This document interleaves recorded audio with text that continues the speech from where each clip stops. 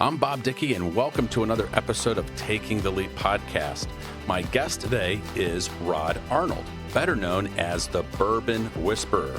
Rod is a graduate of Texas A&M University with a degree in marketing and communications. He is also a member of the famous Corps of Cadets. Rod had a long career in marketing and also the healthcare industry before he decided to make the leap and do something drastically different to become the Bourbon Whisperer. I can't wait to hear his story and what he has learned along the way, so let's jump right in. Well, Rod Arnold, thank you for taking the time to be a part of the podcast. You and I had an opportunity to meet in Atlanta, Georgia for a Christmas party, or I guess a birthday party around Christmas time that one of our mutual friends were having, and you had an incredible setup there. And one of my buddies kind of whispered in my ear and said, "Man, you got to hear Rod's story. It's awesome. This guy spent like his entire career in the professional sector and then all of a sudden decided to just like make this huge leap, this big pivot and become the Bourbon Whisperer." And I was like, hold on, stop. What? Are you serious? And what a fascinating career move. And you're obviously having so much success, award-winning bourbons, doing things all over the country.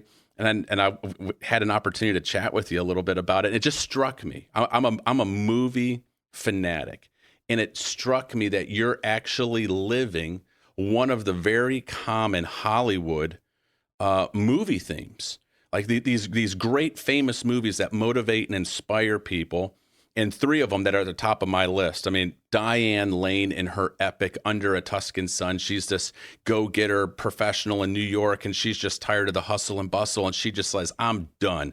And she goes and she buys this, little home in Italy, and has this renaissance, this new kind of beginning for her career and her life. And of course, the story of one of my all-time favorite movies, the story of Good Will Hunting. You know, he has this moment where he's kind of in the self-discovery, and he pivots and makes a pretty big leap and changes his life. And one of my other all-time favorites was the movie of Jerry Maguire, right? He wakes up in the middle of the night, and he's got this, he's wrestling with his conscience, and he writes this, memo and hits send, and like it launches him in a completely different career trajectory. Did you have one of those types of moments? Is this something that happened to you? You're like, hey, I'm leaving communications and marketing, and I'm going to go do something completely different. What's your origin story? So it's funny you mentioned Jerry Maguire, because I reference that story in other settings pretty often. If you'll remember, he writes that brief about basically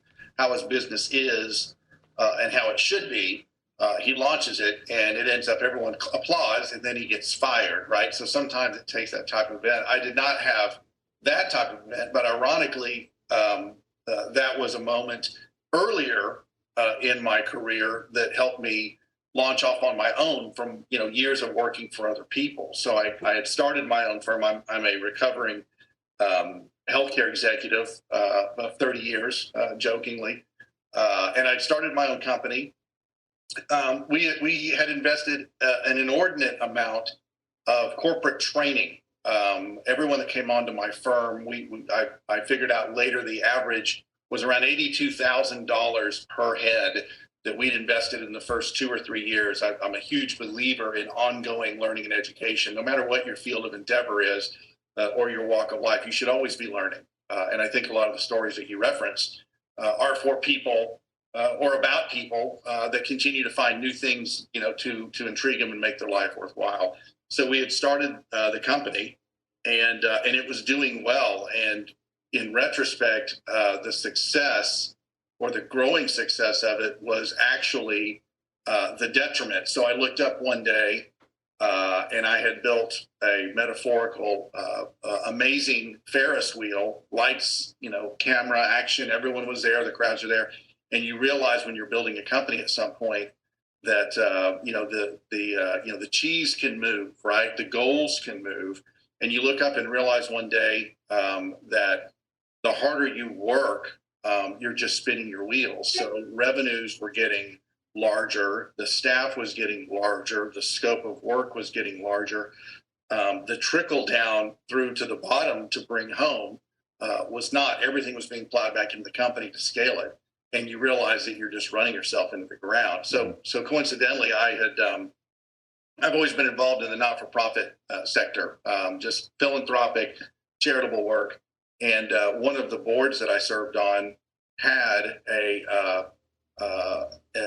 fundraising event. We were coming up with some fundraising ideas, and this was some years ago. But the conference was going to happen in Louisville, Kentucky. And I'd been in Louisville. I traveled through Kentucky quite a bit for my healthcare work. Just driving down the roads, I went from hospital to hospital, big blue H sign, a big blue H sign. Never looked. I mean, I knew there were industries there. I knew there were distilleries there. Never gave it a second glance all through the 90s. And so it was going to be in Louisville. And I said, look, there's only two things to do that are big in Louisville: horses and bourbon. And the horse business is over by that time of year. And I said, maybe we should try to do some sort of a bourbon tasting. Bourbon was starting to get, popular. And I knew a little bit about it, not very much, honestly. And we said, well, let's go ahead and do this event and try it. It was a modest event for around 70 people. It was successful. It raised some good money for educational purposes, for scholarships. But more importantly, everybody had fun. And in preparing for that event, you have to read up on it. If you're I was hosting it, so I was reading up on books and learning about it. And the more I learned about it, it was really the history of the industry, the people that are involved in the industry, and so many stories that have occurred. It's a very unique industry outside of what they're producing.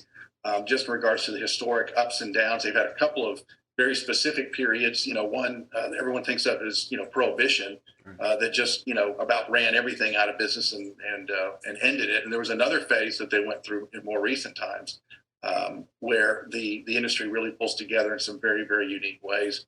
So out of that event, it was very successful. People were coming up saying, I've been coming to these silly conferences for years and years, and this is the most fun I've ever had.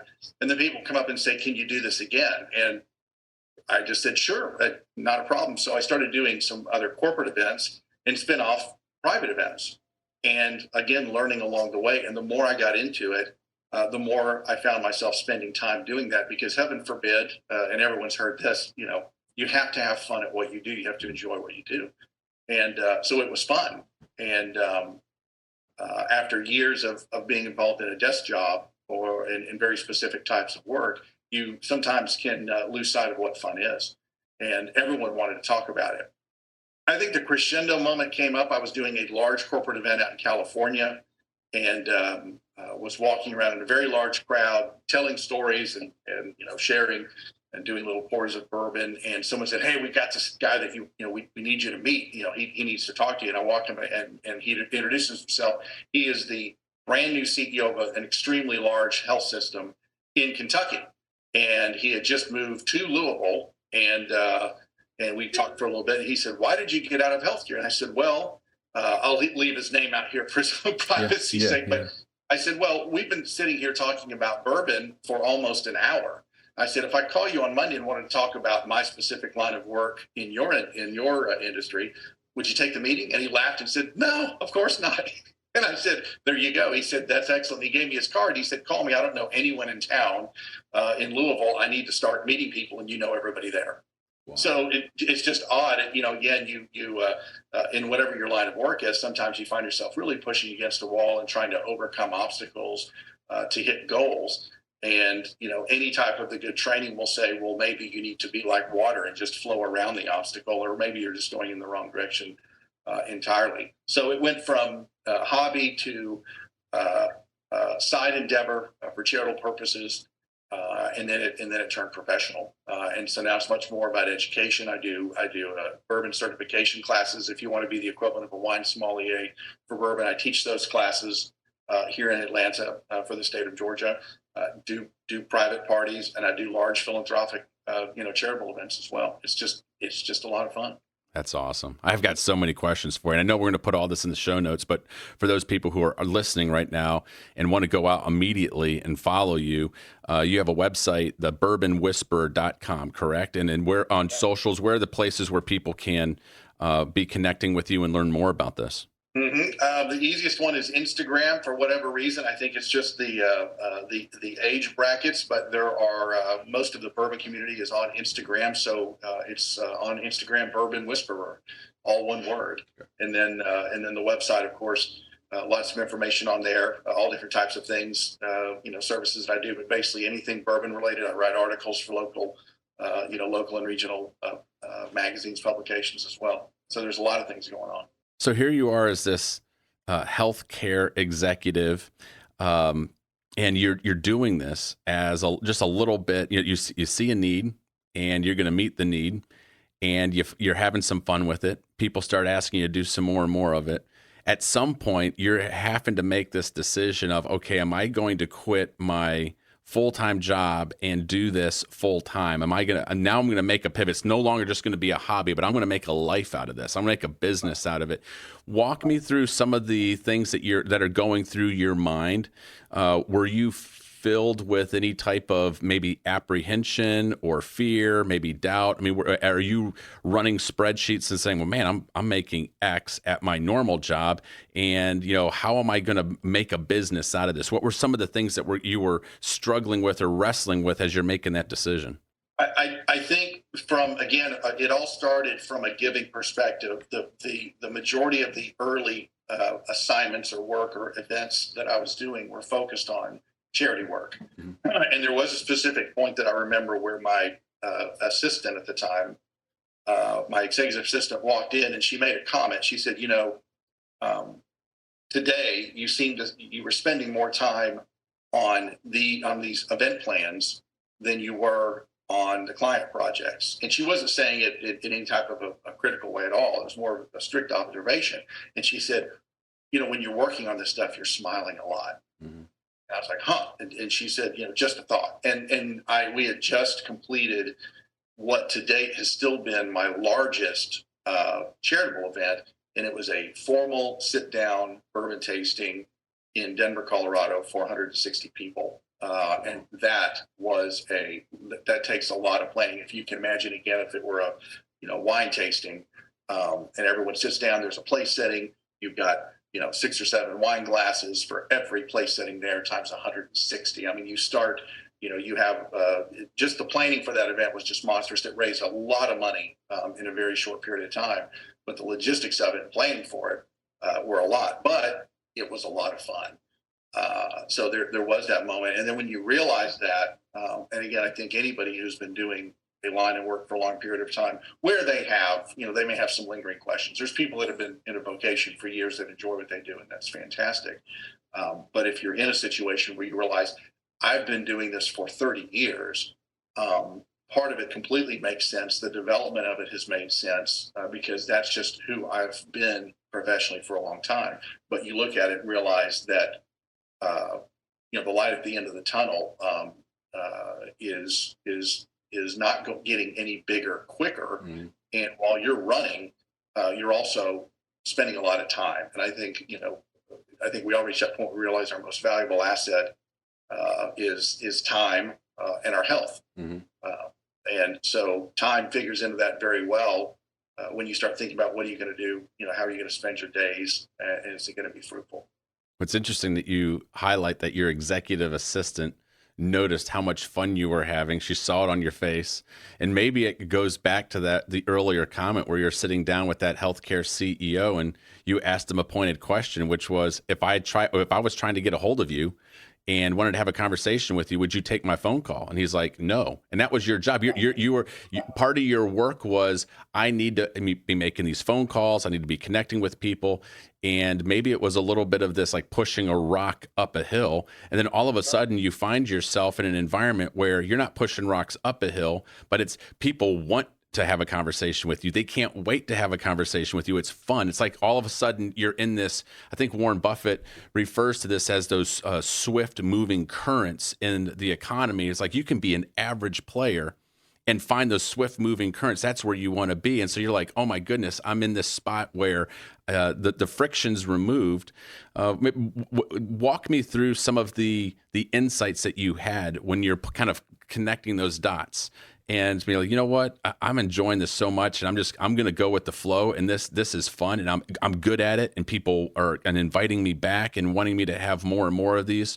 What's going through your mind when you're kind of connecting those dots? Well, you have to have a great team around you, and I don't just mean that professionally. I have an extremely smart, understanding wife that she actually helped. She didn't help. She drew up the business plan. She put up with me when we were putting together a business plan for my own healthcare company years ago. So she's looking at the formula, and complete credit to her that when we went to go get financing at the beginning to launch that business, the banks were extremely enthusiastic because they just don't get really good business plans a lot. So you're looking at this and you're following the data for a number of years and how it should play out. And again, the numbers were working, but that became ironically the problem. We all get really good. You mentioned pushing, boulders up a hill. I think most people, if they either enjoy what they do or they're just very good, determined, success-driven people, you get really good at pushing those boulders up the hill. And it sometimes takes outside forces to tap you on the shoulder and say, maybe you shouldn't be, maybe you don't have to push that boulder up the hill. Maybe there's a way down the hill that you could let it roll and walk behind it, and have a lot more fun, be more enjoyable, and be more successful in what you're doing. And I think there were moments like that. A lot of it I do credit to a lot of the training that we were doing and just planning and goal setting, that you could really mark the time of, are things happening in the direction you want them to happen? And the answer was yes, but are they happening in the time frame that you're expecting to happen? And that's where some of the question marks would come up. And then when you started forecasting, and there were some other, not to jump off in other directions, but in healthcare at the time, there were some new forces coming into play that were dramatically altering the landscape. And I can't say that they were all for the better. There was some very good messaging going on saying this is going to be great for everybody. And it just wasn't the case. And I think anybody attached to that industry, I have not found many people that would disagree with me in regards to the changes that were going on. So you realize, well, we're just going to have to, buckle down and work harder. These services we were providing were actually more needed than ever. But it also affected the type of projects, the forecasting, and the fun stuff. The future planning was gone. It was all very urgent, immediate. Hey, we have a problem, an immediate problem. We need it fixed now. So the urgency would go up. The decision making on the client side would change. It was just getting to be a mess. And then you're looking over here on the side. Again, everyone check your mirrors. Sometimes just out your side window, there's something going on running alongside of you that continues to get your attention. And you're drawn toward it, and sometimes you just have to investigate that further. And I think that's what ultimately led to it here. But again, a very patient spouse. As you can imagine, if you're talking about, in my case, if you're talking about bourbon, it goes from a neat hobby, and anyone who was out and about in the '90s, cigars had a massive renaissance in the '90s. Here in Atlanta, I mean, there was a cigar lounge on every suburban strip shopping center for a period of time. I mean, people who had never smoked cigars were purchasing cigars and getting into that culture a little bit. It's backed off a bit. It's still there. But at the time, everybody was doing it. So bourbon starts to take off. So it's, everyone started collecting a few bottles and talking about it. But it goes from a hobby where it's a scale of 1 to 3, just learning about it. And then one day your wife looks in and there are quite a number of bottles everywhere. And you're talking about, looking at your business and reevaluating things. I mean, any sane person would look at askance at that and say, do we have a problem here? You're spending a lot of time around bourbon, contemplating massive life changes.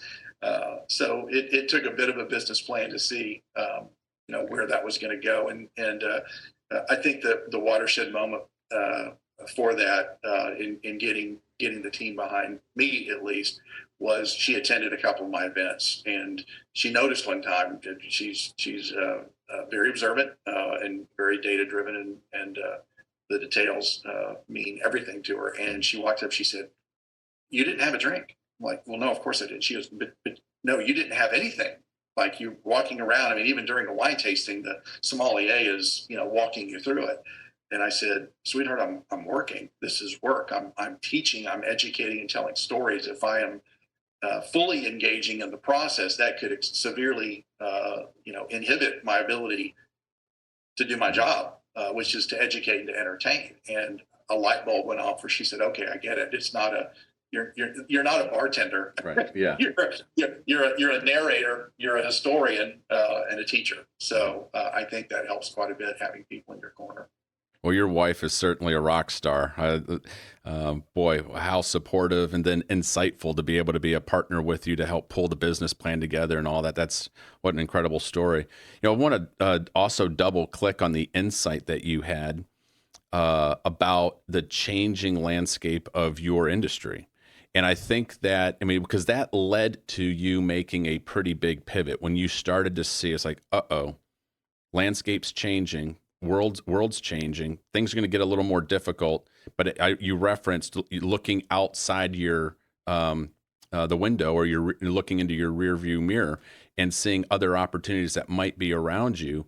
And it feels like that happens at a time like we are today, where people kind of that have been doing the same old routines. And all of a sudden, the world starts changing, and people that are aware, you were self-aware, you were discerning, started to craft a different type of game plan for success. And there was probably a lot of people like you, similar position, same industry, maybe were feeling some of those headwinds or those going against the current, that weren't either self-aware enough or didn't have the discipline or the drive to say, I'm going to make a pivot. And they stayed where they were at and probably were hurt because they were not willing to make that leap or to make that pivot. And I think we're experiencing that right now. I'm watching a lot of business leaders in a lot of different sectors, and they're seeing kind of like the pressures that are building globally and domestically. And they're trying to figure out ways in which they can pivot their businesses or even themselves personally into a completely different line of work and be like, oh, I've got to get there. What someone who is maybe struggling with that decision, they know they need to make that leap, make that change, but are a little bit hesitant. Maybe they're filled with a little bit of anxiety or a little bit of fear. Any words of advice or encouragement for them? Anything that you learned along that process? I know for me, it feels like when you have a plan and you start executing that plan, anxiety starts to dissipate. Things that the murkiness or the fog of war, we've heard that in business at times. The fog of war, it starts to clear. You start having a more well-defined path. Oh, I know what that next step needs to be. What have you found in your journey? I have found that my mind is riddled with metaphor, so I'll apologize for that on the front end. I think it comes from all of the sales training classes and motivational and mindset and all that. Clearly 90% of what's going on in our life is happening between our ears. And I heard a very good saying the other day that I'm sure you've heard before, Bob, but it was referring to the fact that I've had many tragedies, travails, and stresses in my life. About 10% actually occurred, right? The other 90% we play through our head in worry and stress about what could happen. And then you realize most of them are just complete. They're made up in our head. Now, it's a great thing to go over, with caution, the possibilities in your head. So you don't make that. We're trained to do that. Should be in our human nature to keep us out of, imminent danger every day. But it is extremely easy to get stuck in our groove. The old terminology for it that people refer to it as midlife crises, because I think society was much more not maybe sedate, but if you just look back at previous generations, I mean they just matured a lot sooner. So there were a lot of adults walking around acting like adults. So what would happen is it'd be extremely difficult to just jump off in a different direction. People would think you were out of your mind. They refer to that as a midlife crisis. Now, back then, I'm sure it still happens, but it would be pent up to the point that when there was a professional change, there was a personal change and everything else. So you would see people making not dramatic shifts, but drastic shifts. And I think there is a bit of a difference there where people just kind of mentally explode and say, that's it, I've got to do something different. And they just leave everything behind and they put on a knapsack and, go hike the mountains in Switzerland, leaving everything behind because their brain finally says, I cannot live with this lie that you're living anymore. And your brain takes over and just says, you've got to go in a different direction. We have a lot better help and a lot better information these days, so you can look at it. But I would say if you're sitting in any career that you've been in for a while, the longer you do it, it is more difficult to break out of the patterns that you set up for yourself. The barriers you're putting up, the safety barriers for yourself for the right reasons, but they become the bars on your prison cell if you're not careful. So you have to trust in your own abilities and believe in your own abilities, and then step back and say, take a couple of days, with a pen and a pad of paper and think about what was it, when I was 7, what was it that I really wanted to be? Now, I will say in my case, Batman was really not a realistic expectation, but there was a number of things that people talk about. When I was a kid, I really wanted to be this or I wanted to do this. It's not always the specific job, but it's the type of activity that you wanted to do. What did you want? What did you want to do? And I can, reinterpret that as, I wanted to do good. I wanted to do well for others and help them up and be some sort of a role model. So now I've got, 3 teenage sons, and they are a mirror and reflection of my wife and I. As with all of us, that can be for better, for worse. The best of them, you can see, how they're growing up, and the worst of them, you can say, maybe I need to tamp that down a little bit because they're not getting it from anywhere else than in the household. So they become a reflection of what you're doing. Yeah, as you're sharing there, the quote that came to mind was one that we've probably heard many times, which is the chains of our habits are unnoticeable until they are too strong to be broken. And as we get older, those habits get stronger and stronger and stronger, and it's just very difficult to make that big leap like you just did, which is one of the things that's it's just exciting to be able to talk to somebody who's done that. They noticed it, you were discerning, and they're like, all right, this is what I'm going to do. And I think there's a lot of people who have insight, but they're afraid to make that move. So it's great to be able to learn from somebody who's done it. Let's pivot into bourbon as a whole. I'm really interested in, like, as you're learning this, first of all, I guess you noticed there was a segment of this that you were pivoting this business into, and it seems like it was the not-for-profit space. And was that your start? And I've been told many times that one of the best ways to run a charity event, especially if you're going after a lot of donations, make sure people are having fun. Make sure you've got some good alcohol there. It's a social lubricant. People are excited. The checks are bigger. That was some advice I got in a previous job. It's like, make sure you have a great event. And so you're pivoting into that not-for-profit kind of fundraiser space, but you're also now doing it for businesses and other things. What did you discover? And it was that a kind of like your push, and how did you build out into other sectors of the economy? So as we're making this shift in the conversation, right, from business to the fun part, which is great, because I'm sure everyone wants to hear more about the fun part. Yes. Since they take a few lessons. So the one piece of advice that I would give in this, in this branch from one to the other, what it did for me was, I'd always heard this. My dad had taught me this, but always find a place to serve, and it really doesn't matter where. It helps you get out of your own head. In other words, focus on others. Stop. You need to look in the mirror and be introspective, but at some point, it's like, get over yourself. There's a whole world out there of people. The big word right now is appreciation.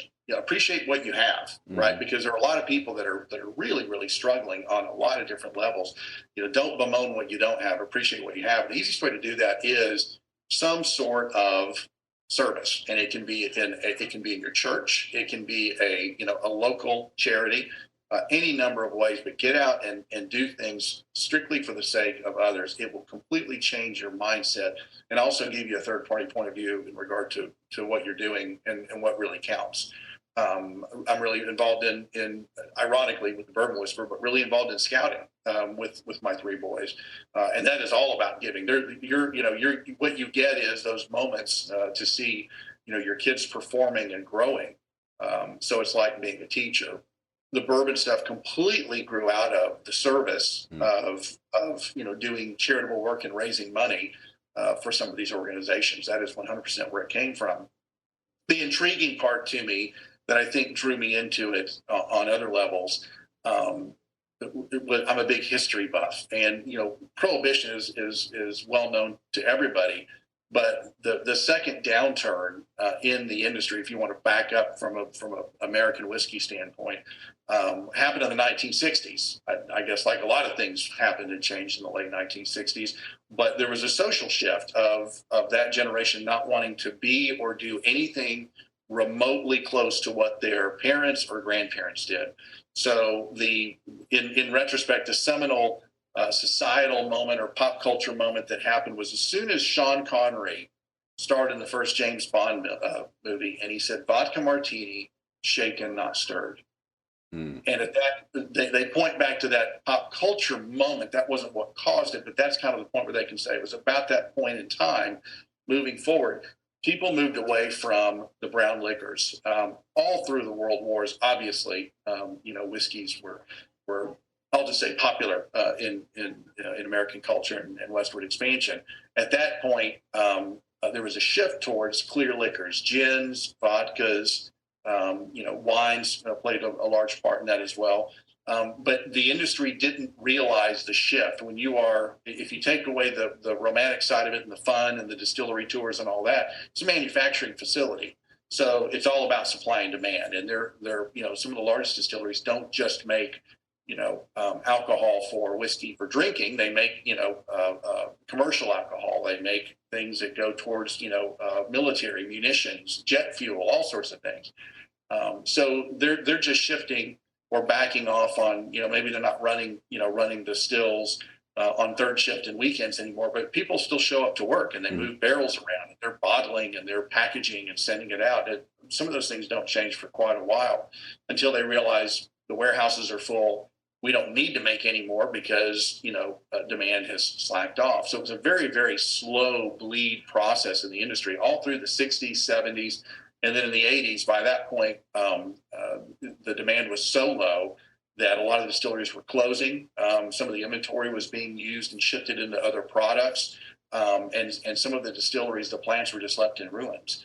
And I think that's where a lot of history kicked off. Some of the biggest brands that are out there today that are extremely popular or cult, have cult followings, were struggling. I mean, just hanging on by a thread. And the irony and the level of appreciation in the industry right now, they don't take any of the current popularity for granted at all. They're planning. They've obviously financially they've recouped quite a bit, and they're planning for the future, not just growth, but being very careful and strategic in what they do so that it doesn't happen to them again. But out of all those hard times, you're dealing with an industry that is very family based. I mean, there are some, specific families that have been in it for generations and generations. A lot of it is small town. So people really come together when times are tough. I'll give my favorite example. One of the largest distilleries in Kentucky. People know the brands. Sometimes they don't know the name of the distillery. The distillery I speak of is Heaven Hill Distillery. The brands that they make that most people would know are Evan Williams, Elijah Craig, Pikesville Rye, and a couple of others. But those are the big ones, and those are some really, really big, high-volume brands. In the mid-'90s, the anniversary of the event just came up a couple of weeks ago, and I did a short video on it. I revisit it pretty often. But middle of the summer, they had a thunderstorm, big storm system come through. There was a lightning strike that hit one of the rickhouses, the barrel warehouses on the campus. As you can imagine, with barrel-proof whiskey that has not had water added to proof it down, sometimes the proof levels on those are such that they are flammable, combustible, and they look up and there is a rickhouse completely ablaze, and there are thousands and thousands, tens of thousands of barrels in these barrel warehouses. Mm-hmm. Within 15 minutes, the high winds had blown the flames and 2 more rickhouses had caught fire. Now you have 3, but you also have barrels that are rupturing. So now you have, basically, fire lava whiskey rolling down the hill towards the other rig houses. In the span of about an hour, this entire campus was ablaze. It rolled down the hill. It burned up the distillery, the actual production facility at the bottom of the hill. There was nothing you could do to really put it out. You're just trying to contain it. Mm-hmm. The fire could be seen from space, from the satellites. They had satellite images of it. In a lot of industries, if a major competitor has a catastrophic event like that, the competition is they're dancing on the desks the next morning, thinking about, wow, what an opportunity this is. The reality it was more like the recent, State Farm or Allstate commercials, where they show up in the RV and they've got the clipboard and they're handing out checks to local residents to, help their clients, immediately start rebuilding. The next morning, there's a series of phone calls between the major distillers. The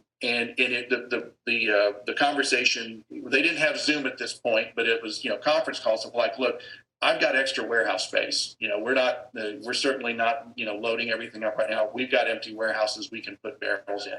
Someone else said, I've got, barrel production that I can do. Someone else said, we have, third shift capabilities of the stills. Give us your recipes, mm-hmm. and we'll start making them here. We'll barrel them here. We'll send them over to his place to store. So within 24 hours, all of these other competitors had come together and said, I can make it for you. I can store it for you. I can bottle it for you. What do we need to do to keep your brands out of the shelves? Because they understood if one of us goes down, we all go down. We lose worldwide market share if the product is not on the shelves.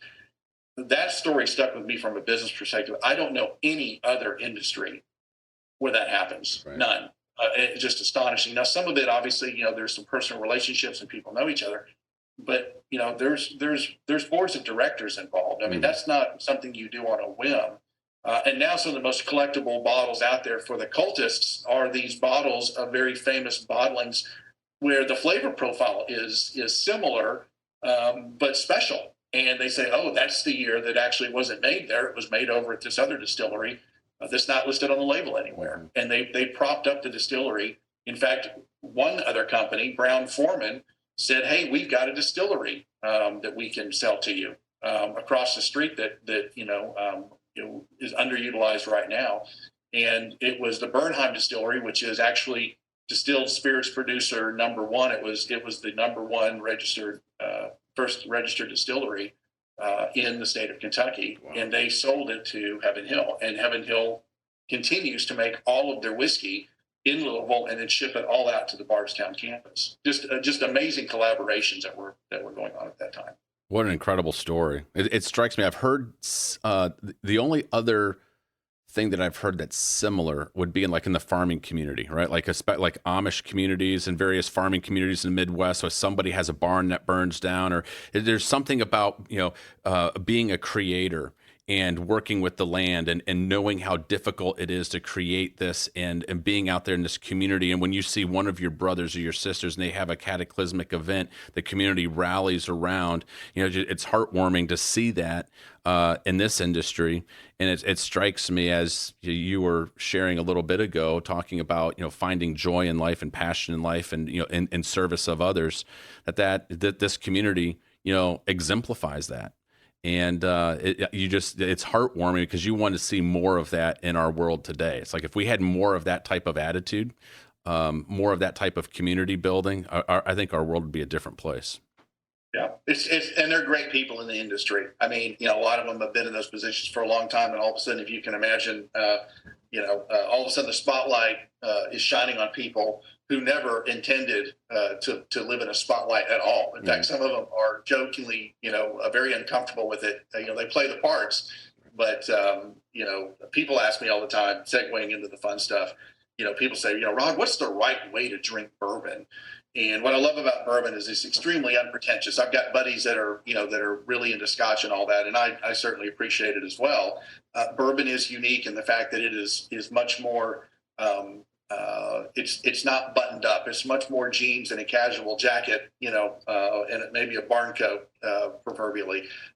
Jimmy Russell at Wild Turkey, who has been there forever, And someone will ask him, Mr. Russell, what's the right way to drink whiskey? And he'll say, and his answer is verbatim, quote, any damn way you like. It is to your palate.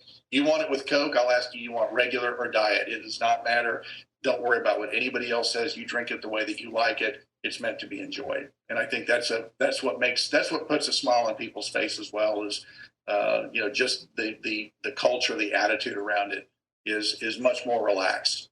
Well, you certainly were demonstrating that at the birthday party we were at in Atlanta, and it was so much fun. I was asking you lots of questions. So one of the questions that I get asked quite frequently about drinking a bourbon, or the best way to drink a good whiskey, is there a difference between having it neat or on the rocks? I've always been one of the guys that's like, I was a purist. It's like, I want it neat. I want to be able to taste it without any type of additives. And then I've had other friends be like, oh, Bob, it's like a wine. You've got to open it up. It's got to, that a little drop of water or an ice cube. It gives it more flavor profile, and it releases the aromas. So educate me on this. Neat or on the rocks? Is there a preferred way, a better way? There are so many stories and things that flood in my head. I know you're going to have to edit this down, because I don't know how much people can listen to all of this. No, hey, I've got episodes that are 2+ hours long, so I'm fascinated by this. So we'll go. The neat versus on the rocks. Here's the why behind that. I like it neat. Okay. But that is because of what I'm doing. I'm having to sit down and taste through it. And try to be like one of these really, really educated wine people and get all these tasting notes out of it. Mm-hmm. And in being up in Kentucky, number one, I'll say for the ladies out there, women have 3 times, this is science, 3 times the olfactory senses that men do. So taste and smell, they're 3 times as good at drawing out the notes. And if you've ever been to a wine tasting, they're getting a lot more out of it. That's why I think they enjoy them so much, because they really leave us in the dirt on that. The tasters, the people that are daily walking through the barrel warehouses and sampling the barrels to see how things are coming along, by and large, they're mostly all women.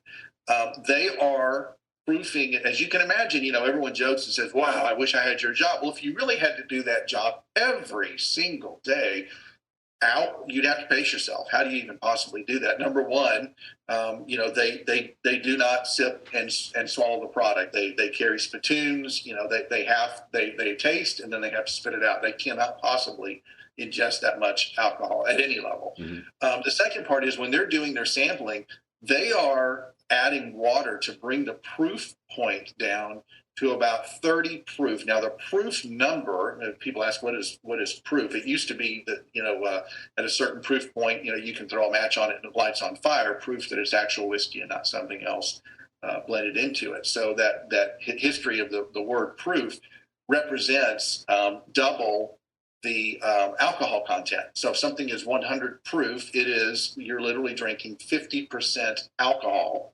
and then water or whatever else has been added to it. Bourbon is very specific in its definition. Only water can be added. So a 100 proof bourbon means that it's 50% alcohol, 50% water added to it to bring it down to a palatable level. When they're doing samples, professional samples, they bring it down to 30 proof. So that's 15% alcohol. That's basically flavored water. Mm-hmm. And all they're going for are the tasting notes in it. Everyone has different palates. So the reason people, whether they subconsciously understand it or not, if they're adding rocks, if it's summertime, it's because they want it a little bit cooler, and that's understandable. But people will order it on the rocks all the time. What they're really doing is taking their favorite whiskey and adding melting water to it to bring it down to a proof point that is comfortable and enjoyable for their palate. My favorite example of that is Frank Sinatra. I'm a big Sinatra fan, and the more I've read about him, the guy just lived in, he's considered the preeminent entertainer of the 20th century. But what an amazing life that he lived, and multifaceted, much more than I think people these days, unless they were really familiar in that era, what he lived through. He always drank Jack Daniels, very, very famous for drinking Jack Daniels. In fact, most people point and say he was the first true celebrity endorser of a product, and he was never paid a dime for it. He just professed his love for the product. Really interesting story. His birthday was last Monday, so I've been recounting this story quite a bit. Everyone thinks of Frank Sinatra and thinks of the Rat Pack days at the Sands Hotel at Vegas and rolling the card out, and they were drinking all the time and all that stuff. Everyone thinks that he's just such a heavy drinker. Frank had two specific chapters in his life where he was the young crooner, World War I era, the Bobby Sox fans. And then he hit a point where he had a lull in his career.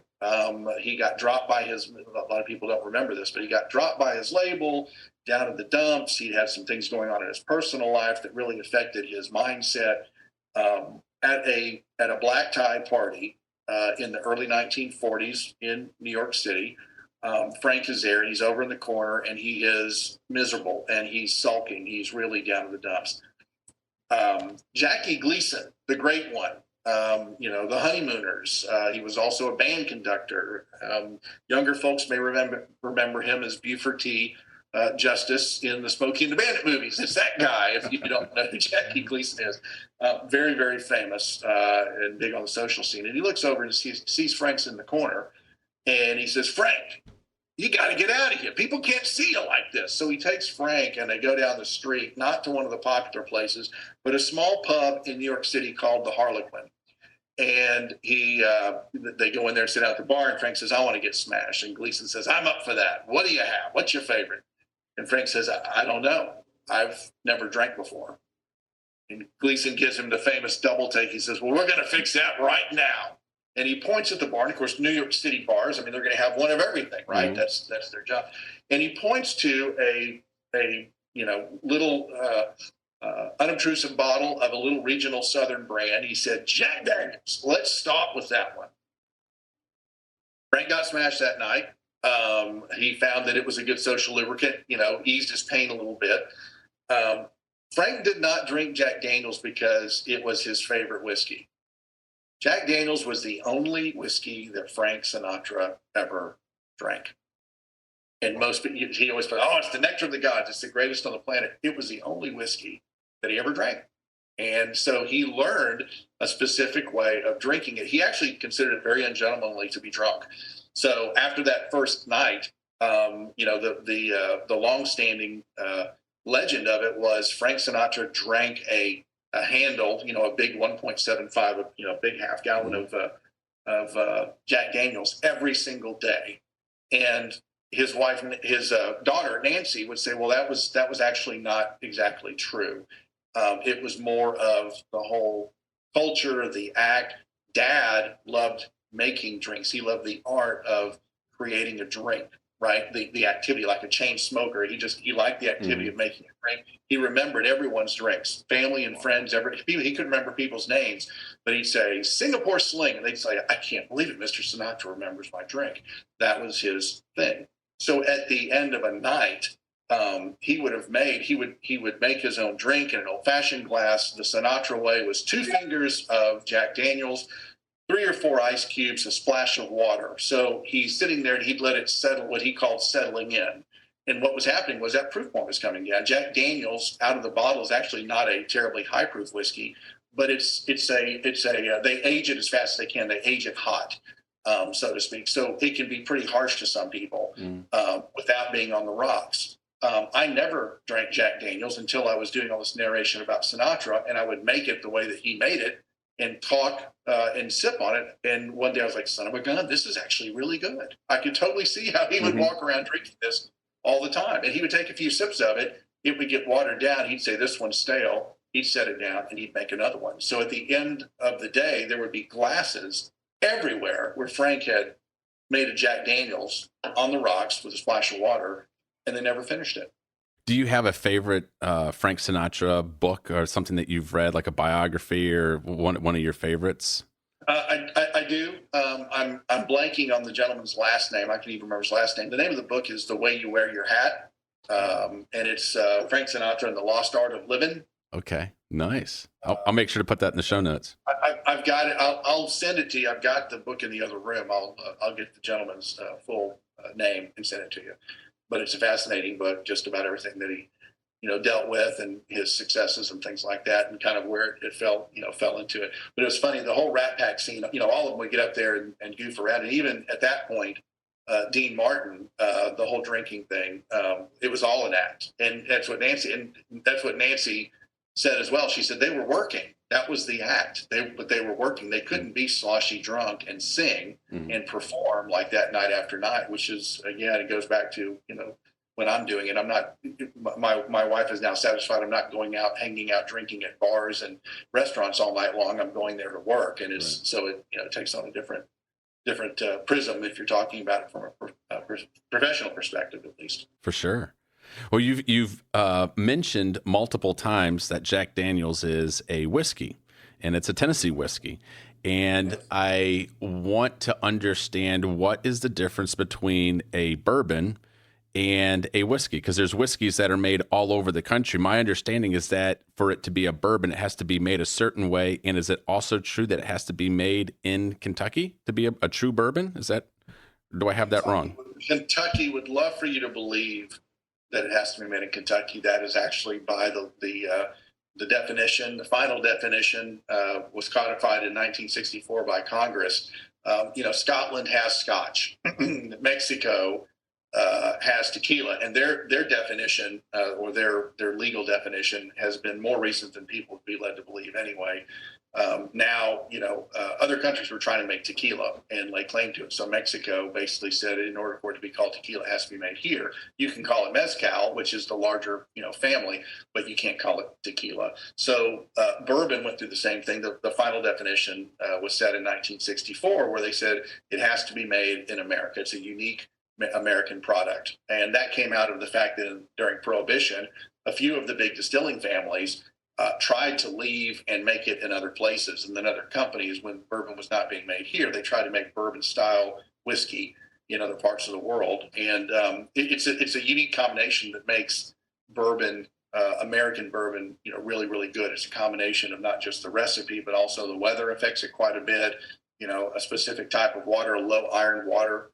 They refer to it as the limestone. Kentucky will say Kentucky limestone water, but it's really low iron water that goes into a new charred oak container that we normally think of as a barrel. Mm-hmm. So if in the wine world, right, if it's a 101 class with wine is the broad spectrum, and then inside there's different subclassifications of Cabernets. You've got Chardonnays that are white wines. You've got Sauvignons, all these different things. Mm. In whiskey is the broad category. You have Scotch whiskey made in Scotland. That's Scotch. You've got Japanese whiskey, which is ironically Scotch, but it's not made in Scotland, so they can't call it Scotch. But the Japanese are very, very fond of the Scotch way of single malts making whiskey. So Japanese whiskey is extremely similar, if not identical, to Scotland, to Scotch whiskey. You have bourbon. Bourbon. There are also American whiskeys. That has to do more with recipe. You've got wheated bourbons. I mean, there's some subclassifications in there, but bourbon, by definition, the original American whiskey is rye whiskey, and it has to do with the grains. All whiskey has to be made from fermented grains. In America, what grew best in the colder Northeast was rye. So rye that was left over at the end of the harvest season would be used and turned into whiskey because you could store it. I mean, grain goes old and goes bad. They could ferment it, turn it into whiskey, and now it's tradable. You can barter with that year round, trade it for other things. So rye whiskey was the original American whiskey, and a few of those old brands are still in production. When we had westward expansion, they found that in the warmer weather, obviously corn grew better and a lot more left over at the end of harvest season. And that's where bourbon comes in. Bourbon is a minimum 51% corn, and then there's a secondary grain behind it. Normally, actually, that is rye. So if you're drinking a bourbon and it's very spicy or hot, people would describe it as hot, that's the rye grain in the bourbon. Corn normally gives you more, you get the sweetness.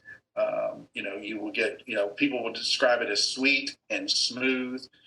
That's the corn. And the beautiful part about an oak container is that after about year 2, year 3, the oak takes over and runs over the corn. So all you're left with is the sweetness of the corn, but it doesn't taste corny. It doesn't taste like you're drinking corn because the oak offsets it and takes care of that. I didn't realize it was so nuanced, like wine, right? Where the soil, the water, the weather had such an impact on the taste, of the finished product. Now, I believe, if I'm not mistaken, when we were together in Atlanta, you were sharing some whiskeys that have been made out in Park City. Is it Sky West, or there's some Western? Yeah. And how does that differ? Like, what is the taste profile of something that would be made out west, a completely different soil, water, temperate environments, to say a Jack Daniel's or a Kentucky bourbon? How would you compare those two?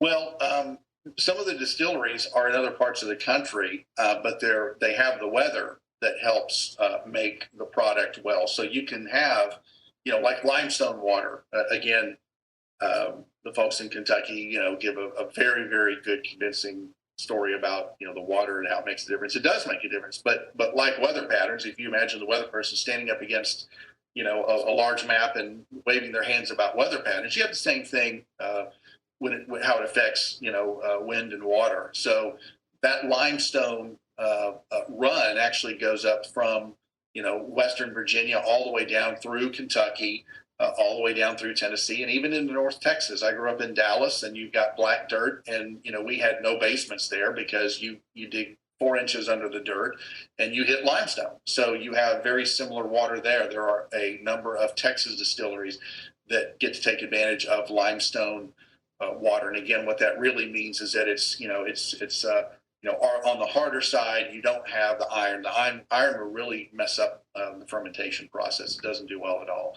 So you've got that. You've also got what you really need on the weather side is you need really, really hot summers that pushes the liquid, as the barrels expand in the heat, it pushes the liquid out into the wood. So that's the interaction. You get the wood sugars and the wood tannins, all that good stuff going on. And then in the cold winters, they contract back in. So that movement in and out of that charred wood is what gets all the color and all the flavor. That's where in whiskey, all that interaction with the wood happens like that. Interestingly, if someone's talking to their Scotch friends and someone's, getting a little, they're bragging about it, saying, oh, bourbon is so young. You need like a, 50-year-old Scotch. Well, for Scotch, that's true because Scotch is typically produced in a barrel that's been used for bourbon before, a used bourbon barrel. Part of the definition of bourbon has to go into a new charred oak container. Scotch does not have that, so most all of the used bourbon barrels go to Scotland and Ireland to make Irish whiskey and Scotch whiskey. They also have, anyone that's been there for a golf trip, it's very, very static weather. So that interaction, that heat and cold does not happen in Scotland. So the liquid just sits there. It takes longer to have that interaction with the wood. Also makes the whiskey very, very mild, which is what people really appreciate it. So they're constantly moving those barrels around, but they have to sit there for a lot longer in order to get the proper interaction with the wood to give it the flavor that's expected. Bourbon doesn't happen that way. Jim Beam commercials with Mila Kunis, she brags about it's aged 4 long years, and people think, well, that's not very long. Actually, for some of the American whiskeys, if it's in a place where there's hot summers, 4 years is plenty. It's ready to go. A standard Jim Beam is aged about 4 years. If anyone's had a chance to visit their particular distillery, the campus, some of the warehouses on some distilleries, they're old brick warehouses. They may be, concrete block warehouses. Some of the oldest ones, were wood and metal clad. The ones at Jim Beam are metal clad.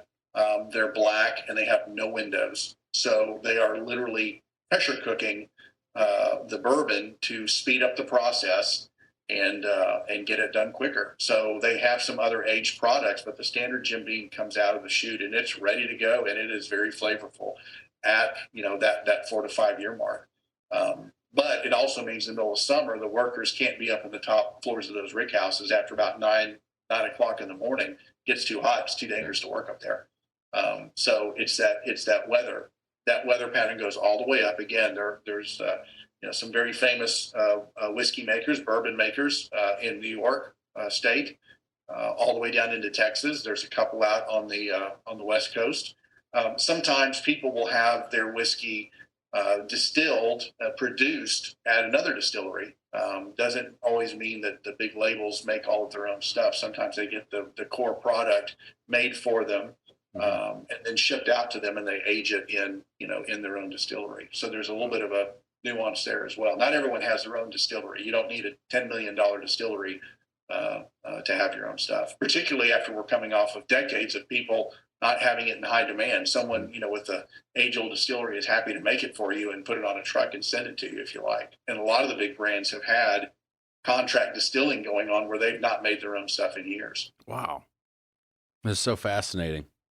And one of the things that I love to do in the summertime with my wife here in East Tennessee is we like to get in the truck and drive up into the mountains and look at some of these old communities, up in the foothills and the Smoky Mountains, the Appalachian Mountains. And, you go, through a mountain pass, and there'd be this higher altitude little meadow, and you see these old farms, kind of tucked back in. You can kind of see the stream coming down out of the mountain. And as you stop and you start, hearing stories about the communities, and it's quite a piece from Knoxville or Chattanooga or Nashville. My wife grew up in West Virginia, and there are all these little communities that are, historic communities tucked back into the mountains. And some of the stories I've heard, and I'm curious if this is just folklore or if you have, history behind it.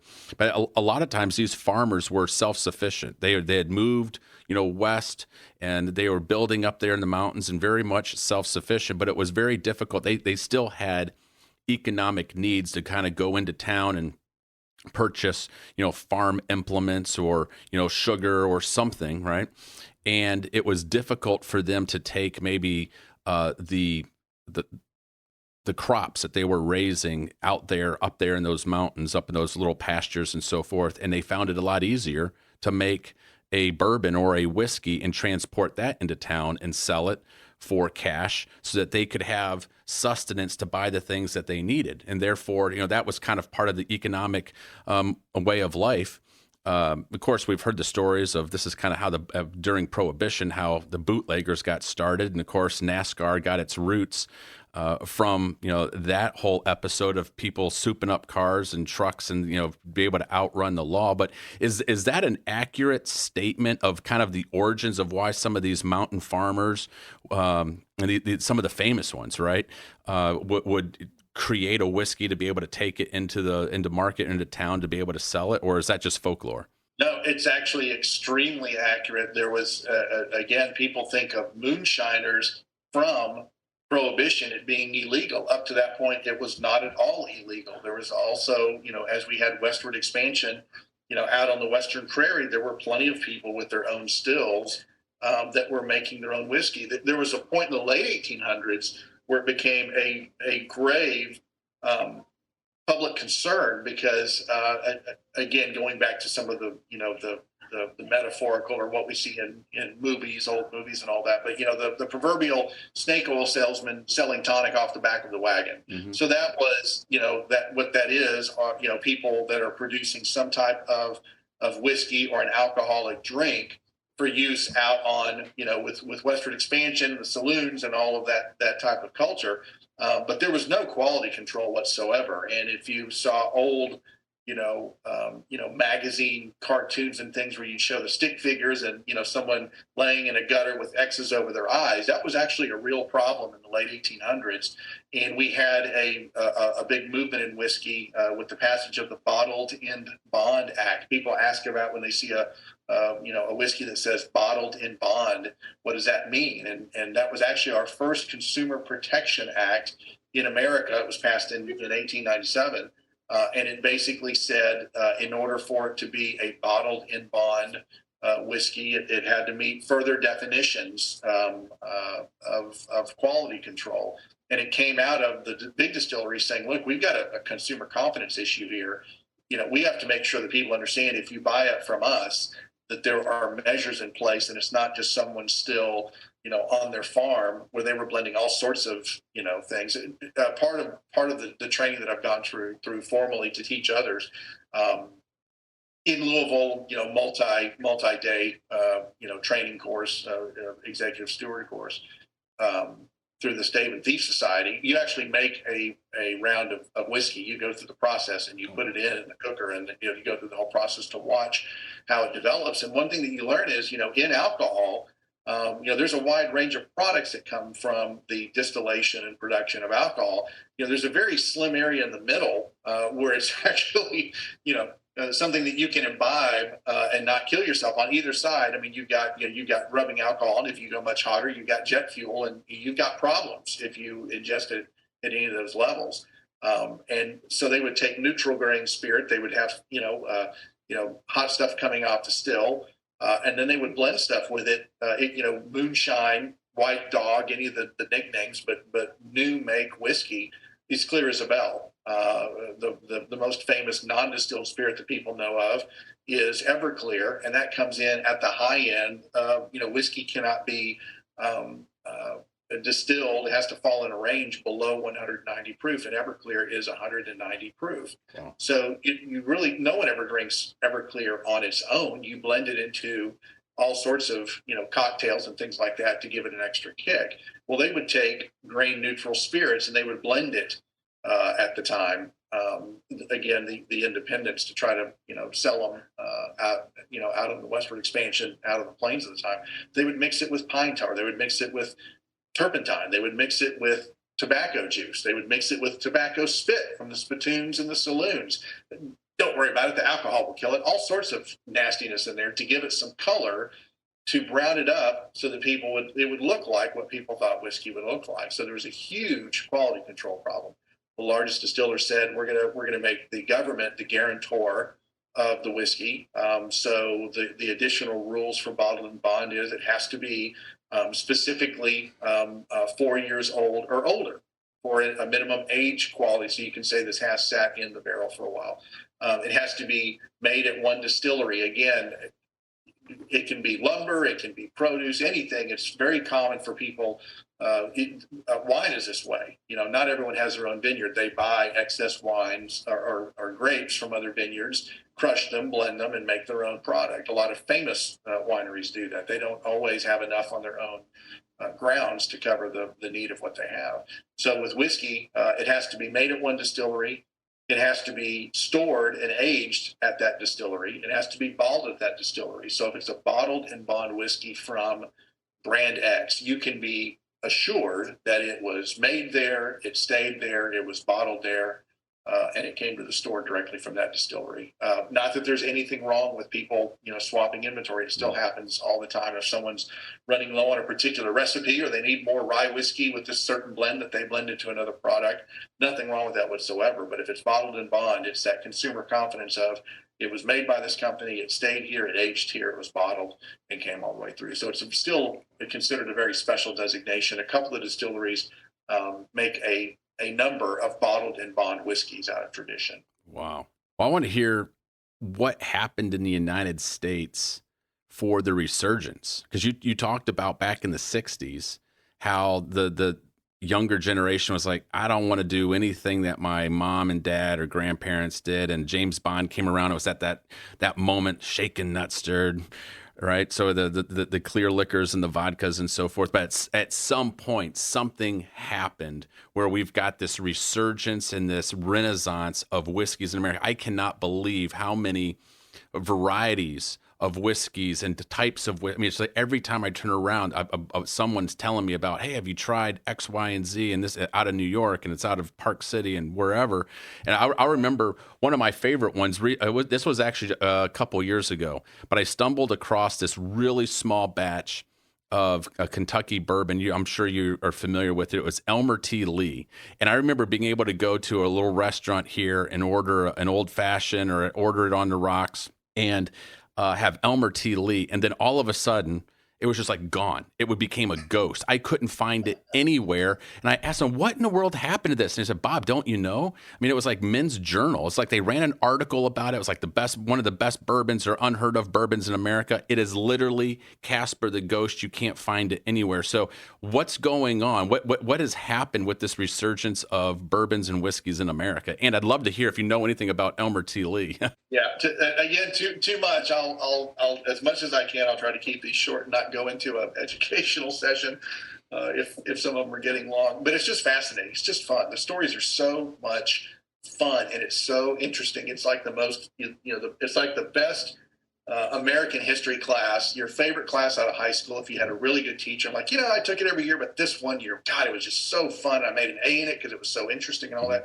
That's what all this is to me. So Bob, what is the, if money were no object and you had a wish list and you could write down, a name or two of bourbons you've heard about that you could just walk in and get your own bottle of it, what would it be? Well, at the top of the list, it would have to be Pappy's, right? I mean, everybody knows Pappy's. I remember coming to a church Christmas party of all things, and a couple of buddies were like, hey, Bob, come over here. And we walked around the corner, and he broke out the Pappy's for our small group, and I was like, oh my gosh, I love this party. So the reason I asked that question, it is the queue-up question, because that is the brand that everyone knows. Everyone in the industry, unless they're just being stubborn and foolish, will acknowledge that the beginning of the resurgence, again, kind of like the James Bond moment, there were a couple of specific instances. So imagine for a second that there is all this amazing product. In this case, it happens to be bourbon, right? But it could be anything, something that's been underappreciated for a long time. Underappreciated meaning, think of it like maybe cheap gas. I don't know, like we've all we've gotten used to it, and there's a period of economic if gas was 40 cents a gallon, like it was in the 60s, gas was very, very inexpensive. What do we have? We had muscle cars, we had big land yacht Cadillacs. Who cared? Fuel was nothing. It cost nothing. Underappreciated. Till the economies change. So in the 1980s, you've had distilleries that have closed down, including the old family distillery of the Van Winkles, the old original distillery where Pappy, the one that Pappy opened, that he worked at, was the Stitzel Weller distillery, and that was a merger of the old W.L. Weller company, where Pappy was a salesman in the early 1900s. Old man Weller passed away. His sons were involved for a short period of time, but really had no interest. So Julian Van Winkle, later, or actually known in early years, I don't know where the name came from, but it was his friends that gave him the nickname Pappy. So Julian Van Winkle said, well, he was one of the big salesmen. He was, back in the horse and buggy days, he was a drummer. Is what they called salesmen, where you go out and drum up business. So Julian and his other associate, one of the other salespeople, bought the company, the W.L. Weller Company, and Weller never made his own bourbon. Weller is a very famous brand, obviously. He never made his own bourbon. He was what's called a rectifier, which is where they would take different stocks, blend them together to come up with a good product, put it in a bottle, and sell it. Just down the street, there was a German immigrant named Alfred Stitzel, who had a contract distillery. He would make it for whoever needed it. And Weller had given him a recipe, and Alfred Stitzel made all of it. And Alfred Stitzel is also the gentleman who holds the patent for the rick, the rack inside of that are all called rick houses because of the ricks. If you've ever seen barrel racks where they kind of go back and forth down the racks, that was all Alfred Stitzel designed that. In 1935, Julian Van Winkle, Pappy, moved the entire operation out of town. He had merged the Weller Company and the Stitzel Distillery into the Stitzel Weller Company, and they opened what was then a brand new distillery on Derby Day, 1935, out in the outskirts, what were then the outskirts of Louisville. Now it's right in the middle of town. Others that are out in the same area just down the street are Brown-Forman. So the old Forester Distillery is there. The Bernheim Distillery is there. The early times distilleries, they're all up and down the street from each other. But at the time, they were way out in the country. So Pappy passed away in the late 1950s. Again, whiskey all during that time period. This was all after, post-Prohibition, was very, very big. During Prohibition, the Stitzel distillery was one of only 6 that were granted licenses for medicinal purposes. So the Stitzel distillery was still making whiskey through Prohibition that doctors could prescribe in little pint bottles. So that's what kept them going. So Julian, or Pappy, passed away in the late 1950s. His son was a World War II tank commander, very, very popular guy, very gregarious. He took over the business during the decline. In the early 70s, it was all family and friends money behind the distillery. The distillery was not losing money. It just wasn't making a lot of money. It was doing very well, had lots of business. It just was not turning a massive profit. And they were always, reinvesting into the distillery to keep things up and running. And they just said, look, we just want to move our money. And we want to entertain offers to sell the distillery. The immediate Van Winkle family. Now, some of this has been recounted in some variations of the stories, like that they were all for it and all that. It just made economic sense and they had to do it. The direct Van Winkle family never wanted to sell the distillery. They did everything they could to keep that from happening, and they just couldn't. It was tearing the family apart. So Julian Jr. reluctantly agreed in the early 70s to sell out to one of the conglomerates. There were big corporate conglomerates at the time in all different types of business. One of them was Norton Simon. I think Simon Properties is still in making shopping malls these days. Yeah. But Norton Simon bought the distillery and owned it for a short period of time. The ownership changed, but nothing else really changed. He still had an office there. They were still making the same great bourbon recipe that people wanted. The big brand that they made actually was Old Fitzgerald. Okay. They made Weller there as well, but Old Fitzgerald was Pappy's brand. That was the famous one that he made that everyone thought was so great.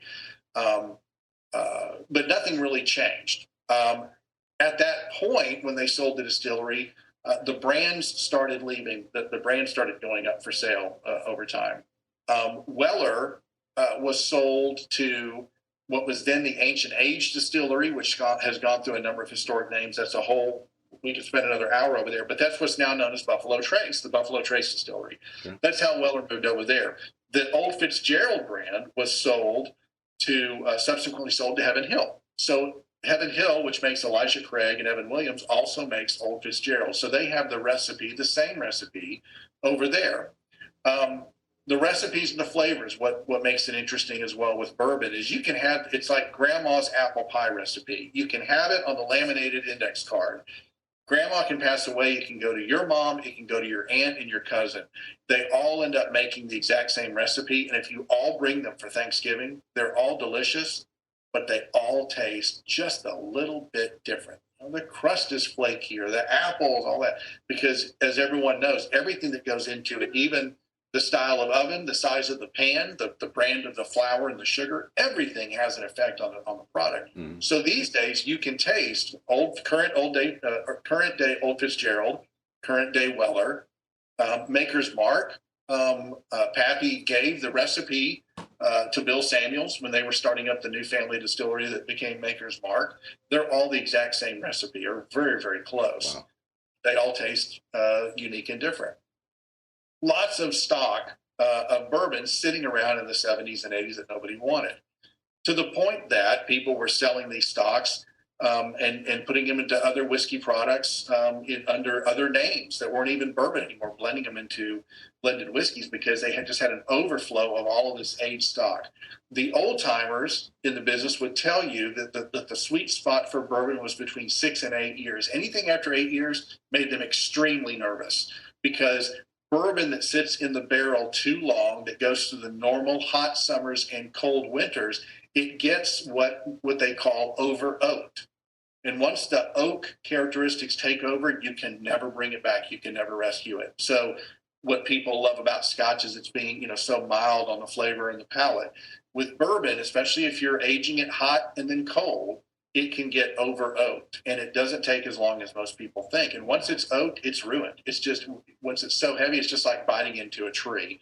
So you want to get up close to that area of flavor profile, but you don't want to dive into it. So there was all of these stocks of 10-year, 12-year, 15-year bourbon everywhere. Everyone had it. No one was buying it.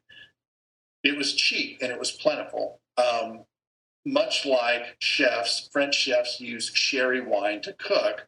Some of the American chefs started using bourbon in cooking. And a couple of vocal chefs were using bourbon to much acclaim.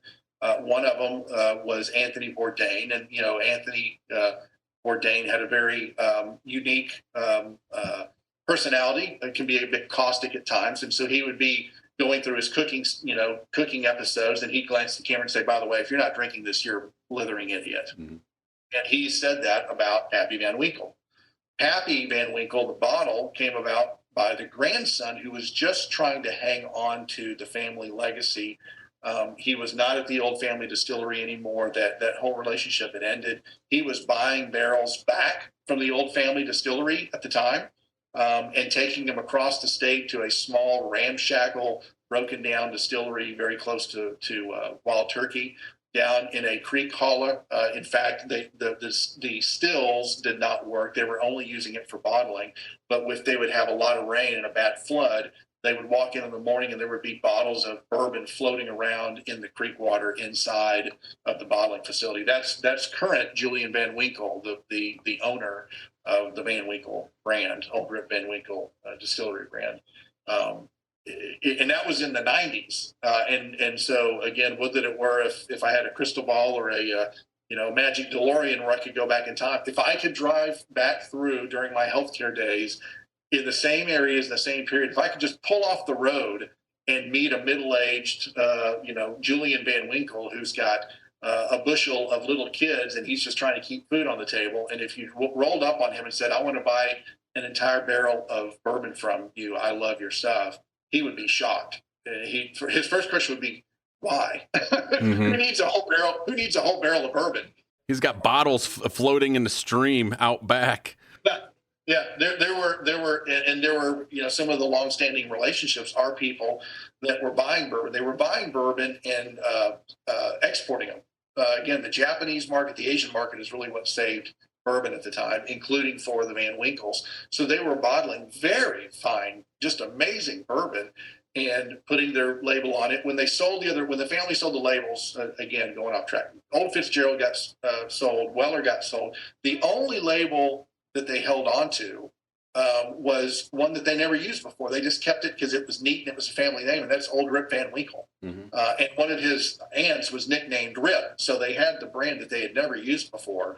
And his dad and current Julian III started using Old Rip Van Winkle for their brand of whiskey. And they would buy bottles back from the old distillery, so it was the same good old stuff. They'd put it in their newer, their updated labels and sell it. And those are some of the most coveted, most collectible bottles out there because you could walk into stores in Kentucky and buy it, and no one thought anything of it. It wasn't special at all. And then for years sitting, you could find old dusty bottles of Van Winkle sitting around the stores that no one looked at.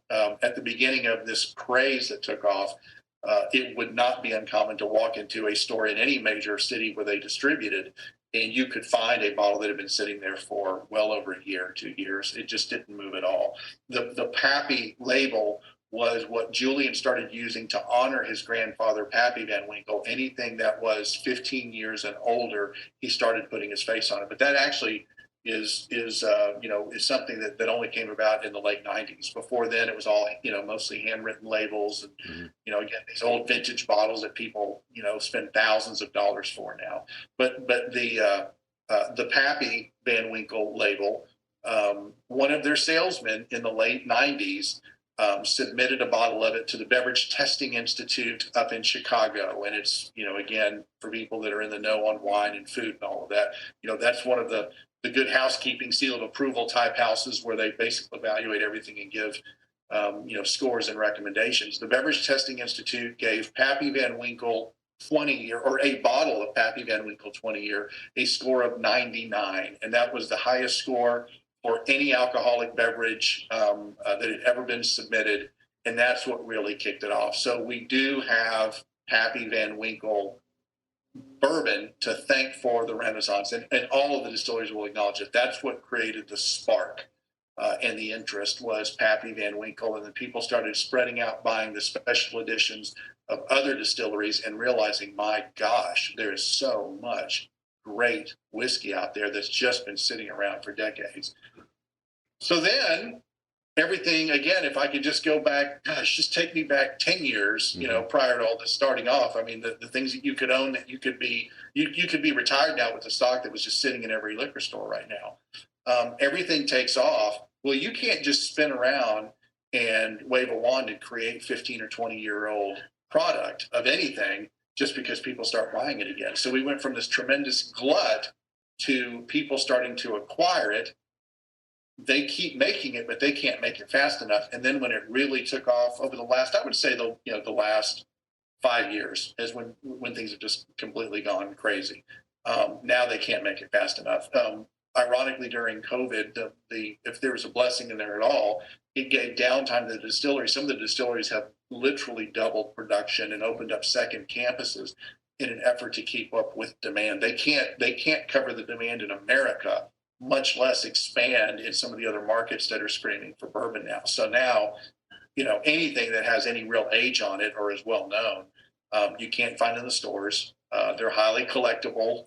There's auction sites all over the place, and some of these bottles go for just crazy money. Wow.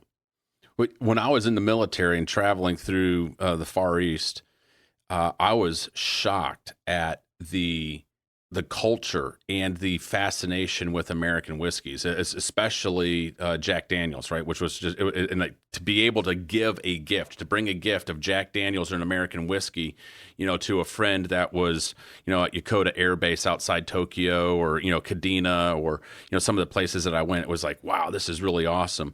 Why? I mean, I remember seeing the movie, Bill Murray's, one of his famous movies. I think it's Lost in Translation. It was him going over there as an American, kind of advertising, the Suntory, whiskey brand. What was it with the fascination of the Asian culture in the Far East with American whiskeys? And they've got, as you mentioned a little bit earlier in here, they've got their own, very robust whiskey production. If I'm not mistaken, wasn't there's been some huge investments.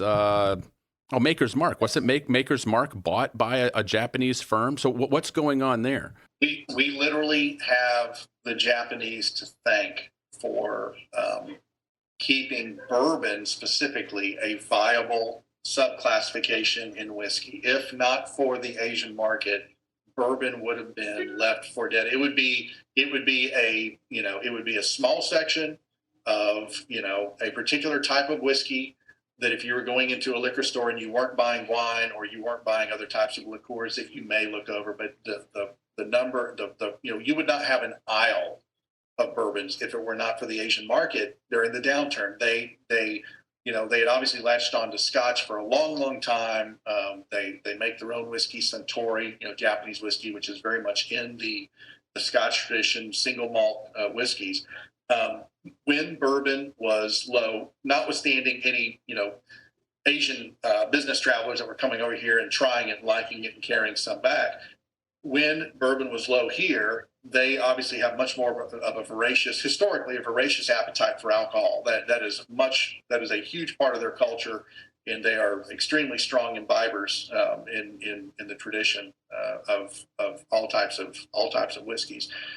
They were buying it and exporting it back to the Asian market. And when there was no market here and someone across the world says, hey, we want to buy it, the distillers are gonna sell it. So a lot of it was going to the Asian market in the late 60s, well into the 70s and 80s. It was the only place where they were selling a whole lot of, American whiskey, bourbon. Some of the famous brands in bourbon now are some of the, the craft brands, some of the collectible bottles and all that started from people buying in bulk bourbon from the big distillers who had plenty of it, and they would buy it, repackage it, put it in their own labels, and then sell it overseas. So a lot of the what are now again, some of the unique brands and labels that people collect started off as Japanese exports. If you really, really want to find some fantastic bourbon, go visit Japan and go into some of their, their little bourbon bars, and they have just rows and rows and rows of collectible bourbons. They're not going to be terribly inexpensive, but at least you can find them there, things that you can't possibly find here anymore. So there were investments. Current owner of Four Roses distillery is actually Kirin Brewing out of Japan. And then the one that you mentioned, Suntory, bought Jim Beam. Jim Beam is currently the largest bourbon manufacturer in the world. So it's now Beam Suntory. And then Beam Suntory bought Maker's Mark a short time ago. Wild Turkey is owned by Campari. And then Pernod Ricard, they had a purchase as well.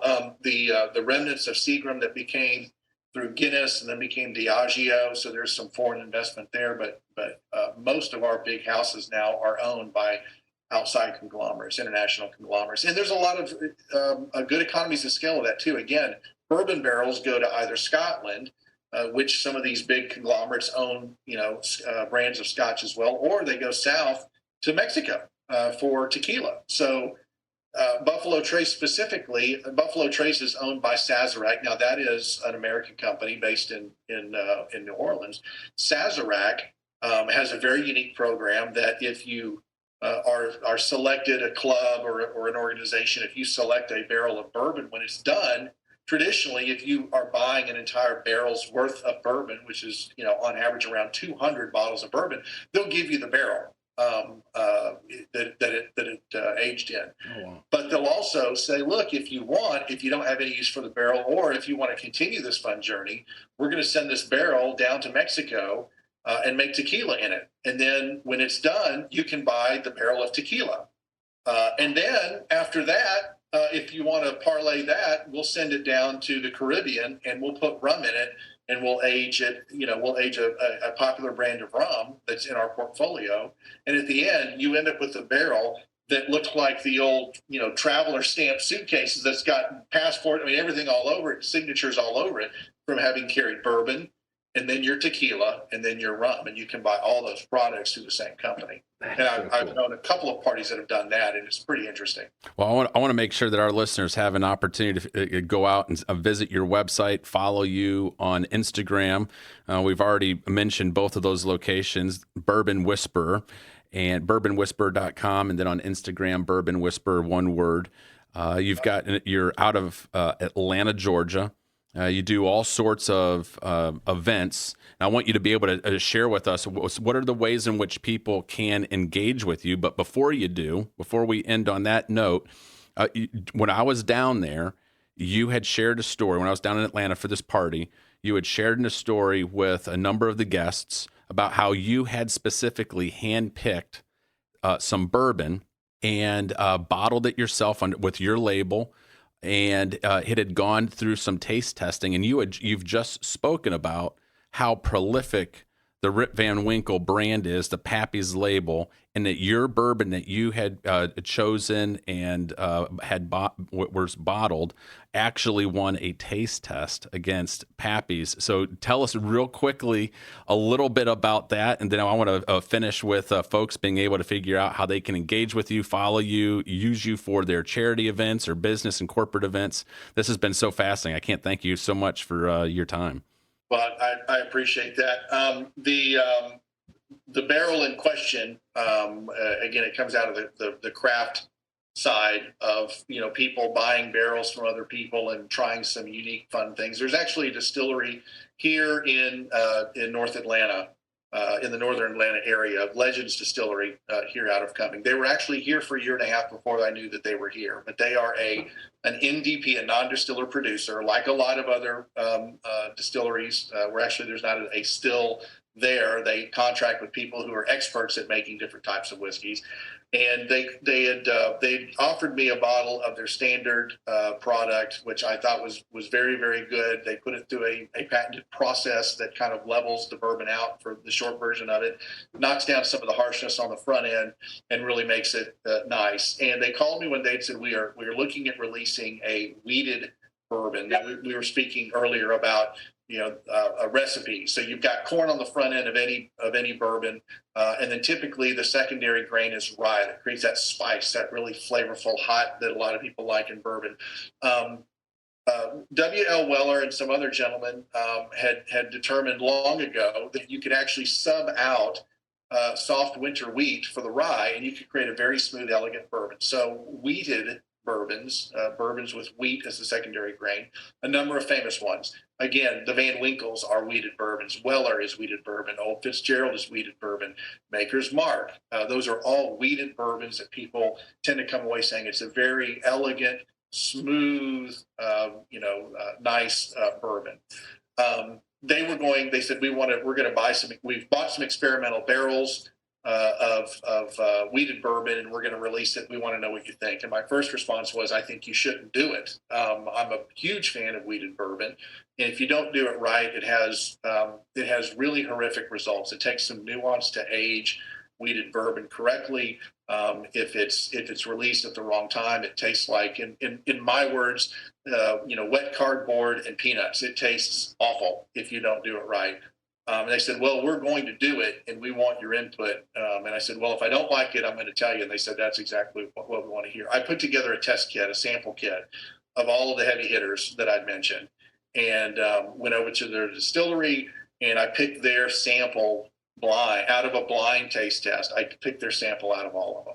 Wow. And I said, well, you got my attention. How many barrels? And they said, there's only 20 barrels. And I said, have you done any single barrel picks, which is where basically someone comes in and you take samples and you basically say, we're going to take this one, and you are buying 200 bottles of bourbon to do that. Whatever was in the barrel, you're buying the contents of it.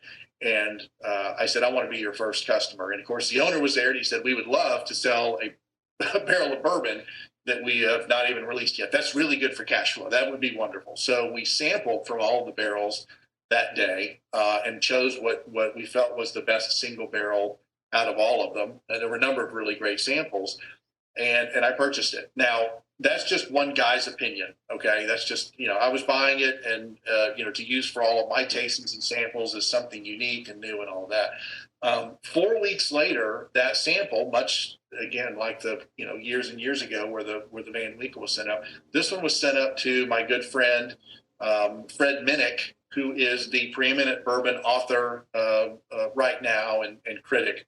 If you walk into a liquor store and there's little numbers under the bourbons, scores, for years and years, he was the one that was doing those scores for a couple of the major magazines.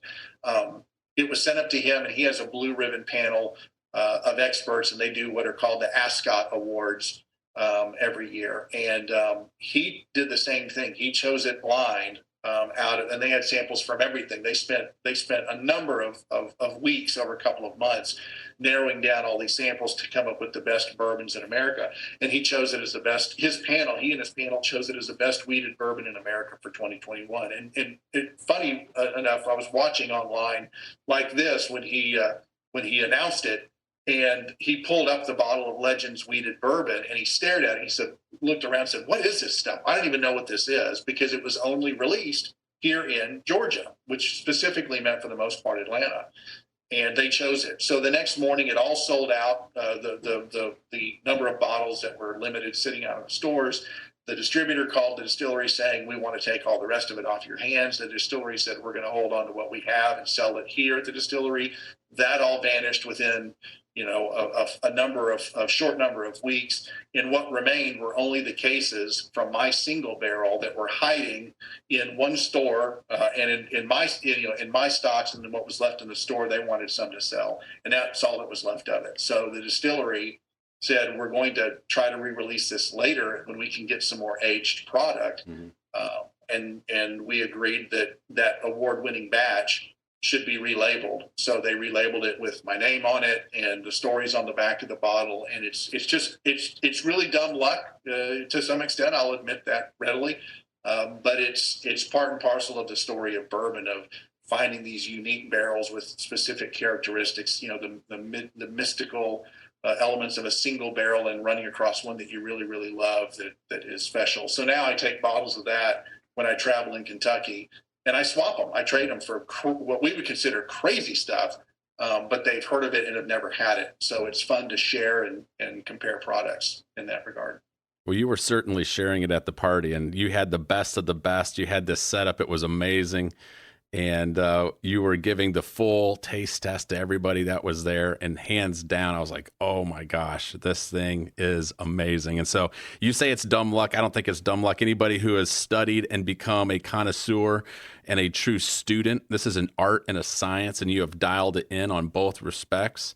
I think it was years of hard work and patience and perseverance, and all of that rolled into one. You knew exactly what you were looking for, and I'm glad you were able to get that and get that bottle. And now you're trading it for some good stuff as well. So, man, what a fantastic story and journey, Rod. I'm so happy to have been able to spend some time with you this morning. Now, you're involved in so many different things down there in Atlanta. For people who would want to engage, it sounds like you do some educational programs up in Louisville. People can also engage with you. I've been out on your website. They can engage and have you come in and give private taste testings. And share with us briefly the ways in which people can connect with you and some of the things that you're doing and how they can learn more about this fascinating art and science of the American whiskey and bourbon. I will give quick credit to my former next door neighbor who came up with the moniker. I was trying to think of something kind of catchy. I am blessed and cursed with the name Rod Arnold, which is a very nice name and one of the most forgettable names that you'll ever come across. So I'm not offended a bit if people, I get Ron, I get Rob, I get Hey You, doesn't offend me a bit. And I wanted something that was more brand oriented, just, being my own business owner in other venues. I knew the importance of the marketing brand. And he said, well, it's got to be like, something where, knowledgeable, but not arrogant. Like Bourbon Guru is just stupid. I mean, who's going to want to call that snotty guy? And bourbon's not that way. And he was thinking of the Horse Whisperer, which is someone who you would go to if you had serious questions and you genuinely wanted some gentle help. And so he came up with the moniker Bourbon Whisperer. So if you're looking me up, you always have to add that extra ER to the end. It's not whisper, it's whisperer. It's someone who purportedly speaks to bourbon and knows stuff. And so I'll admit to a little bit of that. Instagram, Bourbon Whisperer, all one word, is a very good way to kind of get a feel of the bourbon community and what I'm all about. There's some educational stuff on there. There's a lot of did you know that's on there. It's the history stuff that I really get into. And then the website is bourbonwhisperer.com, and that'll give a full layout. And you can contact me through there. Instagram, you can contact me through there. I get texts and messages all day long, and it's everything from, hey, we have an event idea. Can you be involved? Hey, I want to come to one of the classes and get a little pin that says, hey, I drink bourbon and know stuff, and they start on their way. The educational stuff, I do all of the classes for the Stave & Thief Society here in Atlanta. So those are a lot of fun as well. Private parties, et cetera. I also get text where someone is in a liquor store and they'll say, hey, Rod, I met you at so-and-so party. I'm looking at these two bottles. Which one should I go, left or right? And I'm okay with that too. It's all a matter of fun. I would end on the note of what we talked about earlier. The key word to me is enthusiasm. It really doesn't matter what you do, right? You got to be happy with what you do. You got to have enthusiasm. And if you don't have that, there's no sin in being in a hardworking job and supporting a family or supporting others. But if you don't have enthusiasm, do yourself a favor and take a moment and look around and take some time to yourself and take care of yourself and look and see what is it you can do that brings enthusiasm. Because when you have enthusiasm, that's what benefits others the most, because you're enthusiastic about what you're doing. It's going to make you more interested in what you're doing, which will make you more knowledgeable about what you're doing. People will want to talk to you. Wow. There's no better way to end this podcast than on that incredible note right there. So Rod, thank you so much for your time. We're going to make sure that all of your notes are in the show notes so people can go out there and connect with you. And boy, how enjoyable was this? You're a man that is obviously enthusiastic, and you've gotten me even more enthusiastic about the art and science of American bourbons and whiskeys. And I look forward to being one of those guys that takes one of your classes. So thank you so much. You're welcome. I've got 3 or 4 books, and I'll just give them. I'll just send you the names of people that are interested in different facets of bourbon. Great little library to start off on, and again, they're all enjoyable to read on the different subjects of bourbon. Fantastic. I'll make sure to have those in the show notes. You have a wonderful day, sir. Thank you, Bob. Today's episode was engineered by Mitch White with graphic and marketing by Tristan Dickie. Special thanks to our guest, Rod Arnold, for taking the time to be with us. Make sure to subscribe on Apple Podcast, or if you're an Android user, check us out on Spotify or wherever you go to listen to your favorite podcasts. If you like the show, please share it with a friend and give us a review. That is always appreciated. Thank you so much for spending time with us today. We will be back next week with more.